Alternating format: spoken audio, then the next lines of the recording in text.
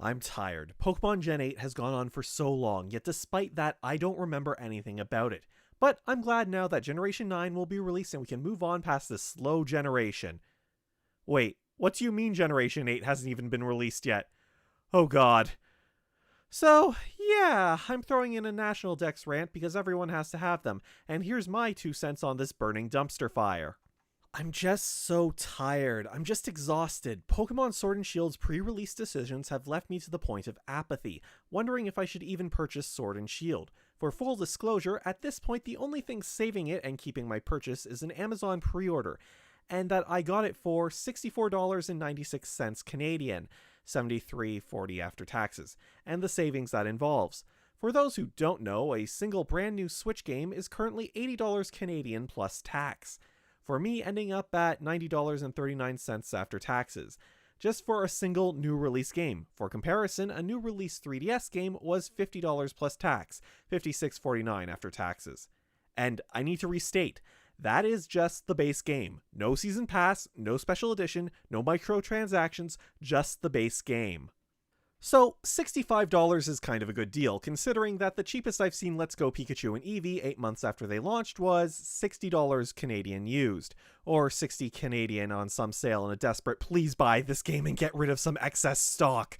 Which is really weird for a game where the supply clearly outstrips the demand, and through basic economics, it should actually be going down much further in price to move the copies.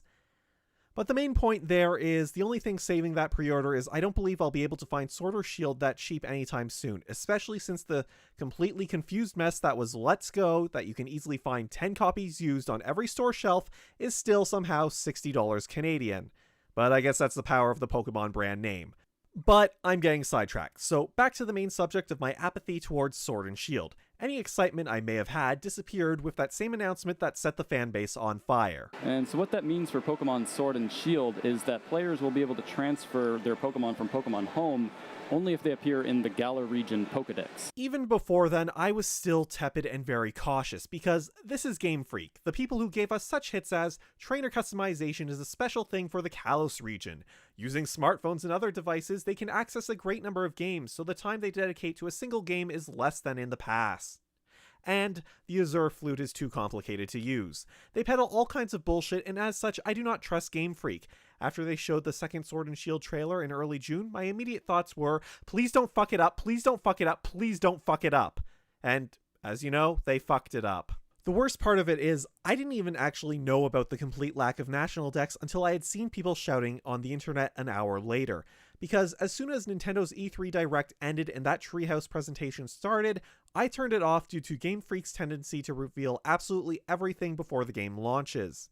And I wanted to avoid that for Sword and Shield so that there was some semblance of surprise. Since then, though, I've been watching the trailers to find at least something that excites me. If you have somehow missed everything, here's a quick summary. 2 weeks prior to E3, Pokemon Home was announced, just that it exists and that it would be handling the transferring between Pokemon Bank, Pokemon Go, Pokemon Let's Go, and any future games from now on.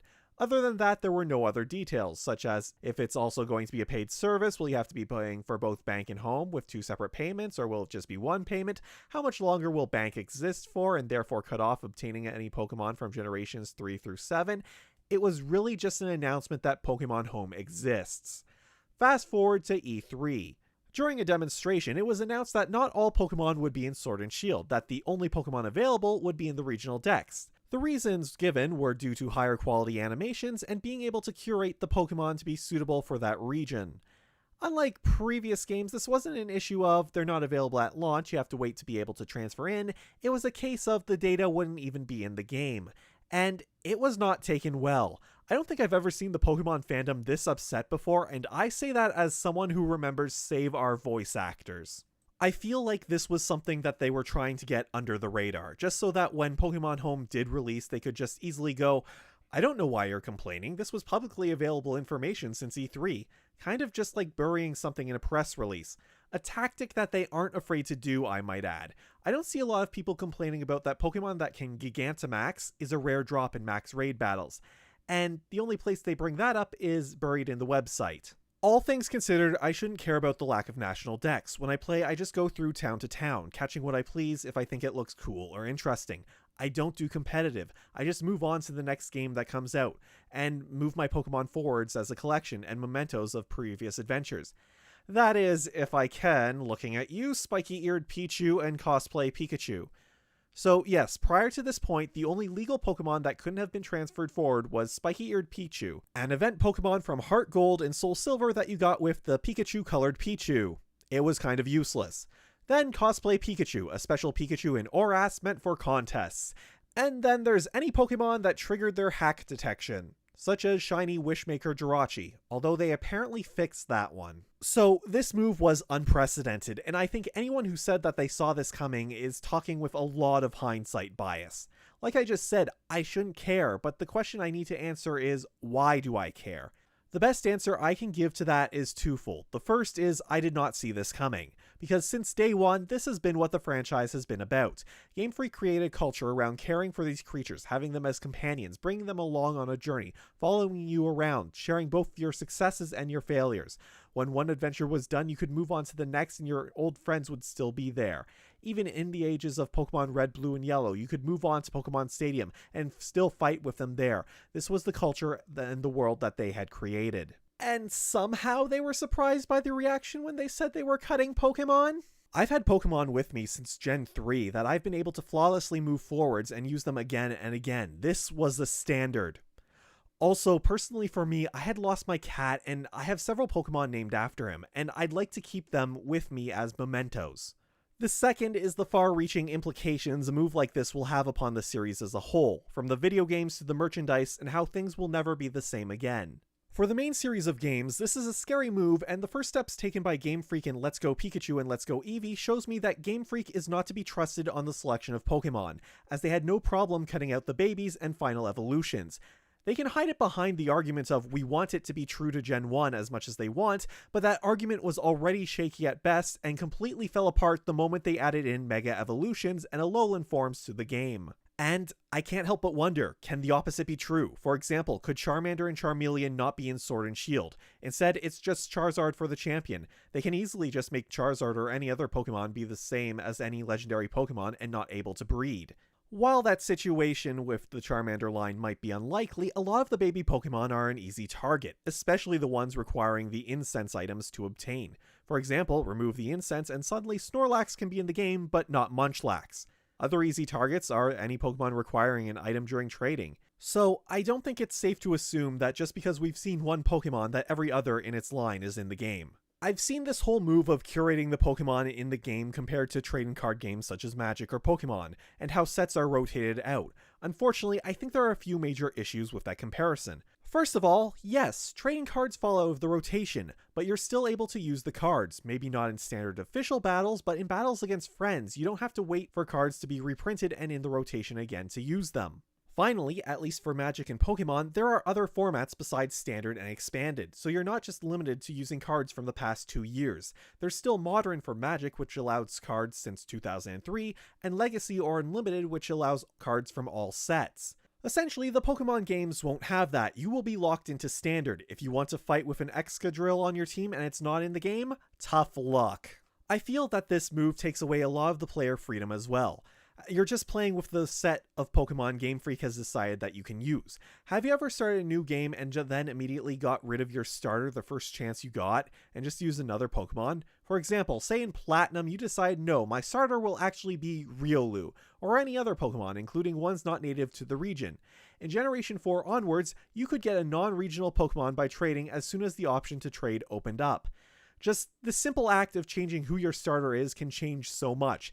It changes your team layout and balance. And going back to the example of Platinum with Riolu, suddenly those early game Starly could be terrifying if they're over level 9. If they're removing Pokemon, suddenly content for Pokemon is being taken away. If I want to replay a Pokemon game, I don't necessarily want to play through the same game again in the way the developers intended. I want things to be remixed, hence choosing a different starter from the intended 3 available, or things such as the Nuzlocke challenges, or even randomizers which could pull from a full list of Pokemon and change up trainers and what Pokemon they use or what Pokemon are available to you. Randomizers can no longer do what they did previously and are worse off for it. Want to try and play through the game with the monotype team? Who's to say that you even have enough Pokemon available to do that? They're taking away things without replacing them with something of equal value. Instead, they're hiding behind this veneer of high-quality animations. And they can say high-quality animations all they want, but if that still results in Pokemon firing attacks from other places other than the cannons on their back, launching attacks from their crotch and throwing a punch from 50 feet away, and not even using camera tricks to imply there is contact, we have two very different definitions of high-quality animations. Certainly not helping matters with cut content is that the features that they have announced so far are doing nothing for me, and Game Freak only has themselves to blame. According to the Oxford Dictionary, the definition of gimmick is as follows: a trick or device intended to attract attention, publicity, or trade. Since X and Y, Game Freak has been adding in a new attention-grabbing feature to each game. The previous gimmicks included Armored Digivolution, the Metaforce, and now we have Kaiju battles. And then they proceed to abandon them, leaving me with two very important questions about Dynamaxing. What's the point, and why should I care? The point is that the gimmicks have the purpose of making each game stand out on their own, and be special. Unfortunately, there's a few downsides to this. The first is the sense of escalation. How can they surpass this game's gimmick with the next game? The second is if the gimmicks are too similar, which I feel is the case here. They removed Mega Evolution, a temporary power-up and transformation, to add in Gigantamaxing, a temporary power-up and transformation. But they get bigger! The third, Game Freak themselves have shown that every gimmick that they put in is ephemeral. When the next generation is out, Dynamaxing will be yesterday's news. They have shown that they have no interest in continuing with it beyond these sets of games, so I fully expect it to be abandoned as quickly as Mega Evolution and Z-Moves. So why should I, as a customer, care about it? And that's already impacting numerous Pokemon. I don't care about Alcremie because at most it's going to have a 3-year shelf life. Once Game Freak moves on to Gen 9, that cake will have passed its best before date, and eventually become stale and expired. It will have nothing because from pre-release information, it appears that its sole purpose is to Gigantamax. After 3 generations of new gimmick, new gimmick, new gimmick, I'm numb and don't care. And why should I? If I like something like Mega Evolution, it will be gone and not expanded upon. Already, I don't expect Dynamaxing to continue past this game because it's already been written into the lore that it only occurs in the Galar region. At least for another year or so until the retcons if we get Gen 4 remakes. Already, games in the same generation have issues with being compatible with each other since Gen 4, with the introduction of new forms for certain legendary Pokemon in the third versions. If you were fighting someone with only Diamond or Pearl and you were using Platinum and using Sky Shaman or Origin Giratina, it just appeared as their default form for them. The same thing occurs in Generation 5 with Keldeo and the Kami Trio with the new forms that they got between games. At the very least, they tried, especially for a system that didn't have the capability of downloading patches. Which is a lot more than what can be said about the next 2 generations. Whatever safety feature or program that allowed compatibility between 2 versions despite one having new forms was tossed right out the window. In Generation 6, if the person has a copy of X or Y and is fighting against someone who is using Oras, the game would refuse to start a battle if the person with Oras was using a new Mega Evolution Stone. And then we've got Ultra Sun and Ultra Moon, where for the first time they introduced a bunch of new Pokemon in the same generation. Obviously, there is no compatibility with the new Pokemon. Despite the 3DS allowing for patching, Game Freak only ever used it to fix technical issues, such as the game crashing if you saved in Luminos City, or being able to intercept and see what move your opponent was going to use in online battles. Masahiro Sakurai, creator and director of Super Smash Bros., stated that for Smash Bros. 3DS there were a few restrictions in regards to updates. The first restriction was that there was a limited time that you could offer updates on the 3DS.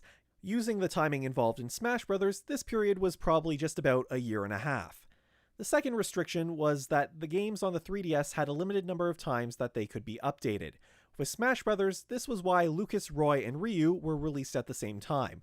Although counting all the Smash 3DS patches gives us 16 updates, so I can't help but wonder how limited that it truly is. So, how does this relate to Pokemon?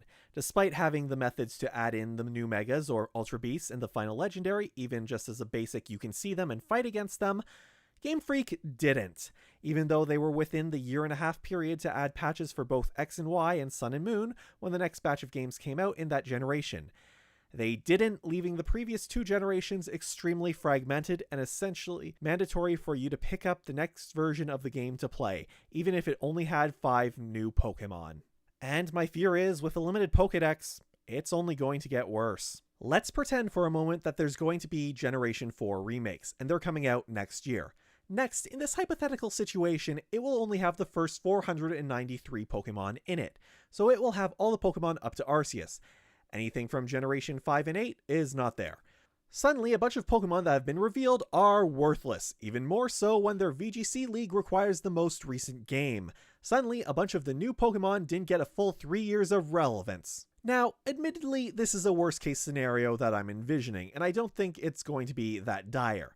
But the simple act of being able to trade and battle with your friends, two of the major parts of the foundation of this series as a whole, suddenly becomes a lot more complicated. And there is a lot of potential for this being a logistical nightmare. Let's say by the time Gen 9 is about to come out, Gen 8 will have base Sword and Shield, Generation 4 remakes, and the third version of Sword and Shield, either a singular version or 2 Ultra versions. This hypothetical third version also now has a super easy bullet point for the back of the box: 100 Pokemon that weren't in the game before. They will also probably do some other things, like shift out some of the older Pokemon and replace them with other ones, like how the island scan changed between games. Add in a few more Pokemon that can Gigantamax, along with new forms for the legendaries, and anything else that they add in third versions that I missed. So, at its core, we have 3 games with the potential of having 3 very different rosters of Pokemon. How are these games within the same generation supposed to interact? We're just left with a situation like the time capsule in Generation 2, only instead of back then where you just had to ask yourself, is this a Generation 1 Pokemon? You now will probably have to cross-reference the chart on Cerebi, Bulbagarden, or your Pokemon fan site of choice to see if said Pokemon is available in both games trying to interact. Not everyone can afford Ultra Sword and Ultra Shield, or will see reason to have the latest version, especially if the upgrades are as underwhelming as Ultra Sun and Ultra Moons were. And I just see this fragmenting everything further. And then, when Gen 8 is done, who's ready to start this mess all over again for Gen 9? I'm already invested in one franchise where the pre-release discussion is dominated with nothing but, will Lucario be in this game? I don't need another. So, for fun, let's retroactively apply this ruling to previous games. How far back? Let's go back to Diamond and Pearl, because that was an interesting regional Pokedex for multiple reasons. The first, do you remember how many fire types there were in Sinnoh prior to the National Dex? There were only 2 lines, the starter, Chimchar, and Ponyta. So, as you can imagine, I'm kind of skeptical on how this culling could lead to a more focused and balanced Pokedex. The second, and probably what's far more interesting, is that the regional Dex didn't even have some of the region's legendaries in it. They were in the National Dex. So under this ruling, all things being equal, in base Diamond and Pearl, Rotom onwards would not be in the game. So you can say goodbye to Rotom, Gliscor, Probopass, Gallade, Licky Licky, Leafeon, Glaceon, Togekiss, Magnezone, Tangrowth, Yanmega, Rhyperior, Dusknoir, Porygon Z, Electivire, Magmortar, Mamoswine, Frostlass, Giratina, Heatran, Regigigas, Cresselia, Funine, Darkrai, Shaman, and Arceus, along with any of the Pokemon associated with them with the exception of Manaphy. But I wanted to go back to Diamond and Pearl for another reason. These games introduced the Shinx line and the Glameow line. What do these 2 Pokemon lines have in common? The last regional Pokedex they were in was the one that they were introduced in. As of this writing, they have not been seen in any Sword and Shield footage. Under this new ruling, and all things being equal, these Pokemon wouldn't have been available for use for over a decade. I fully believe that there will be Pokemon that will slip through the cracks and just become the embodiment of, oh well, maybe next time, but who knows when next time will actually be. How long will they be excluded? And I've heard people say, well, at least they'll still have merchandise. So I guess on that note, it's finally time to talk about the other portions of this multimedia franchise. We'll start with the easy part, the merchandise. So, will they still have toys and other merchandise? No, they won't, because nothing will change. It will be the exact same, nothing but Kanto and the new Pokemon. So the lack of a National Dex isn't actually going to affect that in any way, shape, or form. And yes, I went out and checked. The only things that weren't Gen 1 or Gen 7 at this point were either Detective Pikachu related, the Mega Construct sets, or the Pichu amiibo. So no, excluded Pokemon won't really have any merchandise, not that they had any to begin with. Although if you live in Japan, you may fare slightly better. The trading card game, I imagine it's business as usual, with a large amount of Pokemon to pull from and make cards anyways. From my overly casual perspective of, I like the artwork on these, they look nice, they never seem to ignore Pokemon before, with the one exception being the one that there's legal issues with. Even back in Black and White with the whole only new Pokemon are available in the games, that only affected the first set in that series. Maybe there will be a bit more stress on them for including Pokemon that aren't currently available in the games. I could even see an expansion mostly based on Pokemon excluded. That being said, not everyone who plays the video game plays the card game.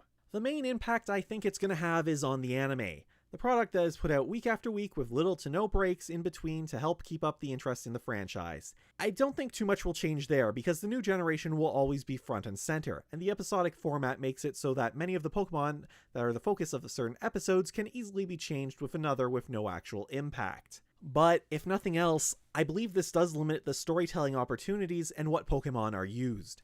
Going back to Shinx, because it appears to be the perfect poster boy for this, despite the Shinx line not appearing in the Kalos Dex, Clement got a Luxio, and then it evolved into a Luxray in the anime. Under the only Pokemon in the game are the ones in the regional Dex rule, I don't think such a thing could have happened, just out of fear of some kid liking Shinx and its evolution, saying it's their favorite Pokemon, getting the current game, and then not being able to get a Shinx.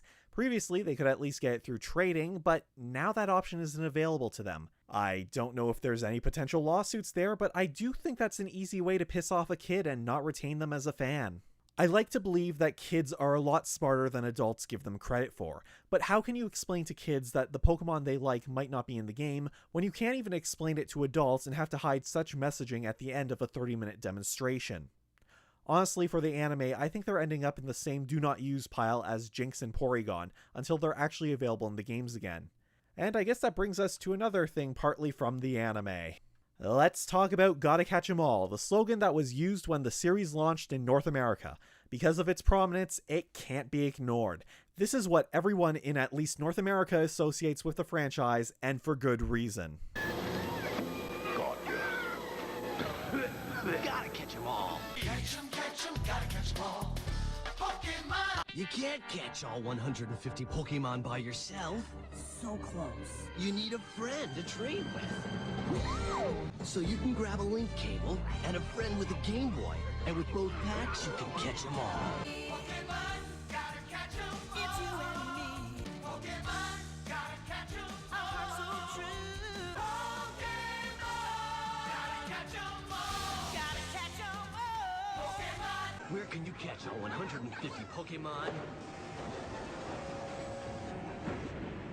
On your Game Boy, that's where. Pokemon for Game Boy is here. With both packs, you can catch 'em all. The slow roll! Gotta catch 'em all, gotta catch 'em all. Yeah. Gotta catch 'em all, gotta catch 'em all. Yeah. Gotta catch 'em all, Pokemon. You live to catch Pokemon, but 150 aren't enough. Pokemon Gold and Silver, rated E for everyone. Gotta catch 'em all. You've conquered red. You've mastered blue. You've triumphed over yellow. You've caught them all. Gotta catch 'em all.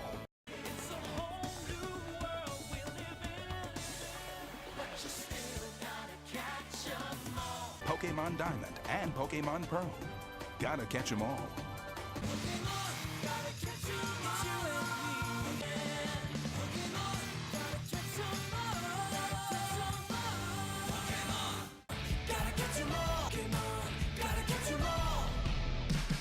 That's all, folks. Catch 'em, gotta catch 'em all. Ooh, gotta catch 'em all, Pokemon. Catch 'em, gotta catch 'em all. Ooh, gotta catch 'em all, Pokemon. Catch 'em, gotta catch 'em all. Gotta catch 'em all, Pokemon.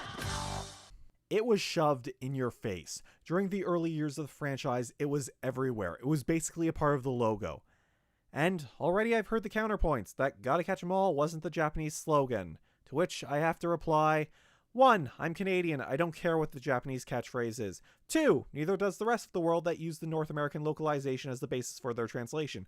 3. This is a worldwide franchise. They are long past the point where they can only focus on Japan. 4. Is Get Pokemon really that different from Gotta Catch 'em All? It just doesn't specify the amount. Otherwise, it's still the same in spirit, and honestly, if you're saying that, it kind of just sounds like nitpicking. 5. Finally, even if Gotta Catch 'em All was never used in Japan, they still played through the exact same games as us, and the developer intent is still there, as that is one of the possible goals in the game, to get all the Pokemon for the regional or national Dex. So, yes, I do believe this is an important thing. This was a part of the brand that they had created and curated for 20 years, and it shaped how people viewed the franchise. And it can't just be pushed away with, "This isn't the Japanese catchphrase." Even when Gotta Catch 'Em All was removed from the box art for Ruby and Sapphire, it didn't disappear. It was still used, it was referenced in the anime, and with promotional material such as this poster for Pokemon Battle Revolution, or a promotional song for Black and White, a contest for X and Y. It never went away. It has always been associated with Pokemon. And to go against that, what people associate with the image and the Pokemon brand, is it a surprise that people are upset? Well, I guess there's an interesting case study in how that branding can backfire and cause issues if your vision for the franchise differs from the marketing that has been prevalent since day one. But that's not this video. Well, I guess that's my 2 cents on this burning dumpster fire. I don't trust Game Freak, and they only have themselves to blame.